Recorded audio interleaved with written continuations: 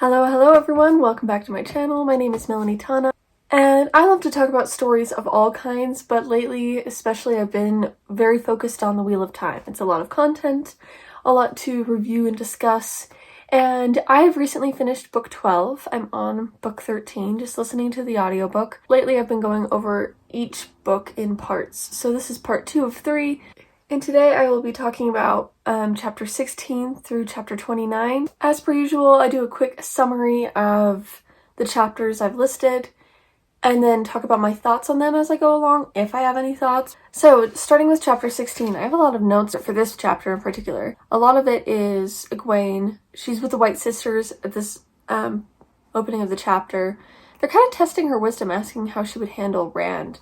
They're very impressed with her answers and, are like, hey, if you ever want to join the White Outlaws. So a lot of the Aes Sedai are warming up to Egwene, and it's funny how they're like, if you want to join us, and she's like, no, you're going to be joining me, but we'll get there. Like, it's just funny. But then her, I guess, punishment is changed from just novice day-to-day activities, and yes, she has to take the Fork Root, which inhibits her ability to channel, but now she is basically given the role of doing chores all day, every day, all the time, giving her less of an opportunity to sort of lead and guide and get her way into the lives of the Aes Sedai, to sort of help them. And while she's cleaning the kitchens, the mistress of the kitchens, hi Bones, it's just gonna be behind me, the mistress of the kitchens, takes a moment to get Egwene out and to offer to smuggle her out of Tar Valon to keep her safe, because she's like, at this point, they are treating you too poorly, I can't stand it, whatever.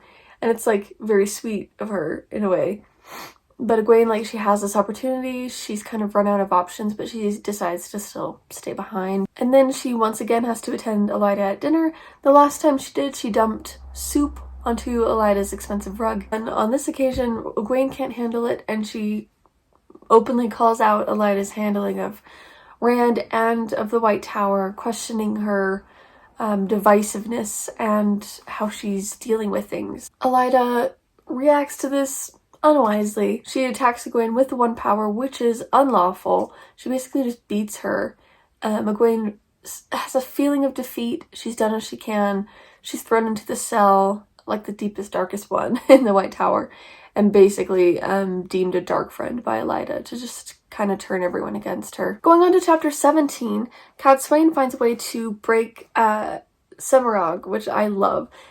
She can't beat her, she can't hurt her, but she can embarrass her, and she's like, Semirhage and I have a sense of pride, and I know how I would be broken, and it would be by humiliation. And so that's what Cadsuane does to Semirhage. She makes her eat food off the floor and spanks her bottom or something like that. Something childlike in its embarrassment, treating her like a child, which, not that I think you should do, but it is humiliating. And then Perrin is dealing with moving a large camp. He's still worried about becoming like the wolf brother he met several books earlier, who sort of lost his sense of control, but he's decided it's time to go to the Wolf Dream. So we'll see where that takes him. In chapter 18, Swan and the rebels learn that Elaida's Aes Sedai now know traveling, capital T traveling.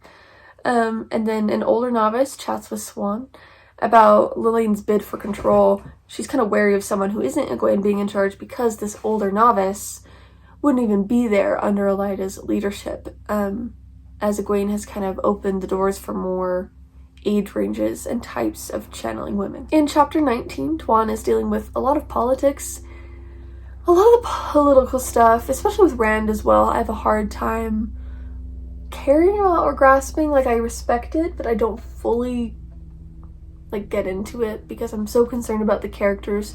But it's still interesting and impressive how they handle it. But Tuan's dealing with her people being in a civil war and Sarath's betrayal.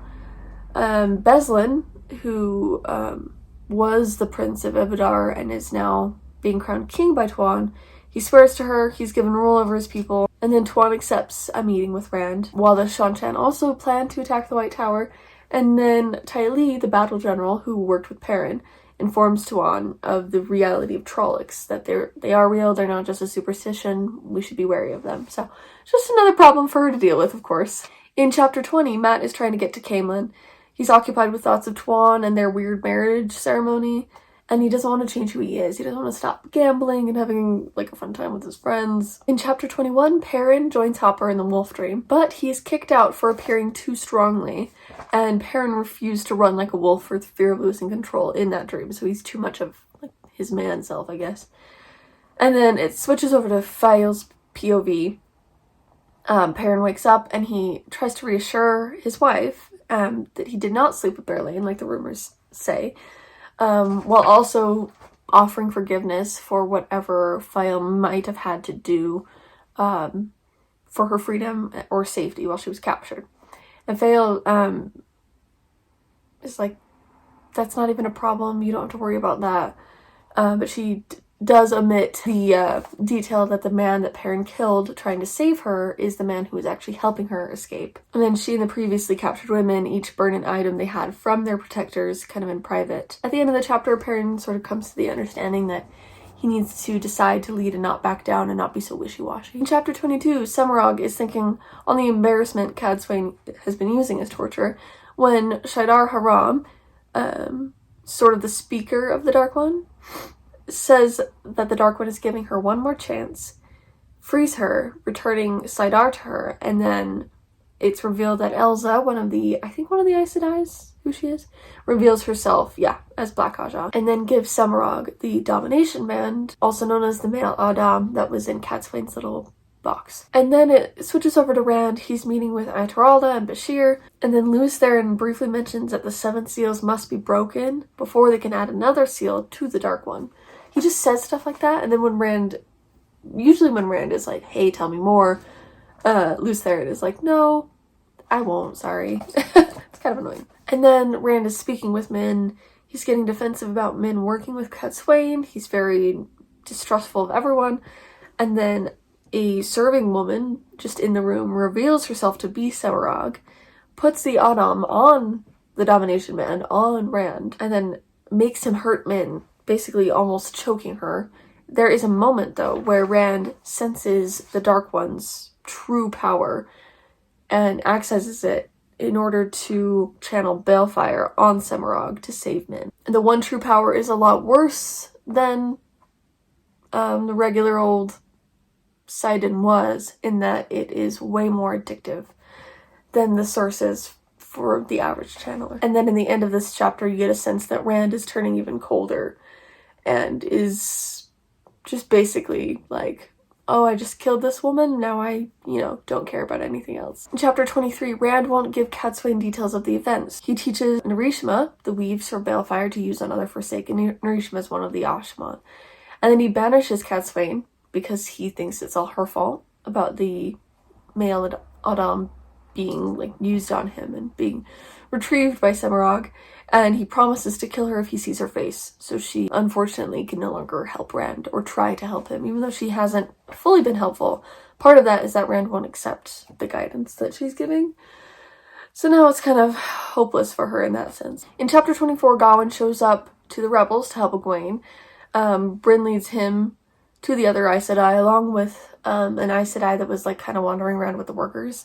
And then Gawain is pretty strong in his belief that Rand killed his mother, even though Bryn questions Morghase's rule on the issues she had going on before she supposedly died. In chapter 25, Shirayim is revealed as Black Aja, which surprised me. I was very surprised by that.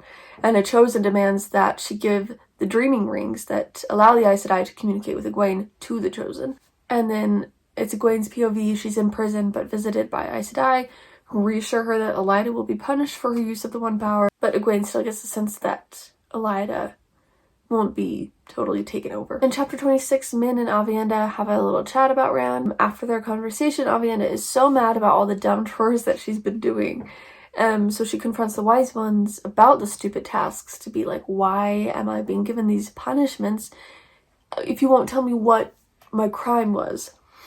And then it's basically like, oh, it took her long enough. And The wise ones basically are like, so you think you were ready to be a wise one? She's like, yeah, because like this is stupid. Stands up for herself, and that's basically, it's like a trick test to get her to stand up for herself, to be like, I am a wise one, this is who I am. And it's funny, and it works, and she's basically declared a wise one, but to complete sort of the ceremony of it, she has to go to Ruidian, is that how you say it? You guys can correct me if I'm wrong. I kind of suspected that that's what that was about when they were giving her these stupid punishments, and she was like, what did I do wrong? And I just kind of got the sense that like she had to question it, that it was a test, and she had to own up to her identity as a wise one because she'd been doing so many awesome things. In chapter 27, Mat brings Telmaines and Tom into a village to get supplies. But the mayor there warns them, like, hey, you can be here, but there's a curfew, you have to leave before sunset. But Mat has gone in there with a plan. He's making bets, winning as he does, and then he bets this whole thing of gold for a bunch of supplies from the people. He has one final bet left, where it's betting on the mayor's roll. The mayor rolls in Mat's favor, and when everyone's going to get the supplies, screams happen. That's the end of that chapter. Going right into chapter 28, they now have to fight the villagers who are acting madly, fighting each other and them. Mat and Tom and Telmaines fight their way to the Aes Sedai, who have been using the inn. The Aes Sedai have like the servant girls tied up, but then the servant girls somehow just disappear. So it's been like this madhouse. They've like killed villagers, and villagers have killed each other. And then when they return to town, everything is normal. People are going to work in the morning. It's like a normal day for everybody. And they see some people that they were sure had died, now alive and well and acting very normally. Tom calls this a snag in the pattern, and the mayor talks about it with them, basically saying like, this is why I told you you shouldn't stay, like this has just been happening to us. But the fact that Mat remembers it implies that he's not stuck in the same snag as they will be. And then Tom finds drawings of Mat and Perrin, who are wanted. Chapter 29, Rand is in Bandar Eban. Bandar Eben? Wow, I don't even freaking know. But the sea folk have brought grain to help feed people. He's holding an access key with him now because he's like very defensive, and he's trying to find Graendal. He can sense Aviendha is in the wastes, but that's all he knows. He doesn't even know why she has left, but because of the bond, like the warder bond with her, he can sense her. In chapter 30, Gawain tries to convince the rebels to rescue Egwene. But the Aes Sedai kind of just bug him about what policies Elaine will push as queen. And then Bryn questions Gawain's desire and plan to bring Egwene to Andor, kind of being like, do you think she's actually going to want that? Because Gawain hasn't taken her Amyrlin appointment very seriously. On to chapter 31, Cadsuane is trying to help Rand without showing her face. She's wearing a hood, basically, as a means to hide herself. But she's also worried about the amount of negative Ta'veren events happening, almost like there's an imbalance with Rand's like good and bad Ta'veren stuff. But it's getting pretty bad for a lot of people, random things happening that do not end well, that are very suspicious, I guess. She goes to the wise ones to ask for their help with Rand. And then when Rand is talking to Nynaeve, despite his trust in her, he mentions casually how he could use Lan, sort of not being as careful about Lan being his friend and about being concerned for Lan's life. In chapter 32, Nynaeve heals a sick child in the city. She's going about her day. And she goes on her own mission to find Melissaire Chadmar, if that's how you say her name. But I think she's in the Council of Merchants, which has been like the thing that they're trying to figure out. And then Nynaeve in chapter 33 brings Curb, who's part of the intrigue with the Merchant Council, and finds out that he is under compulsion.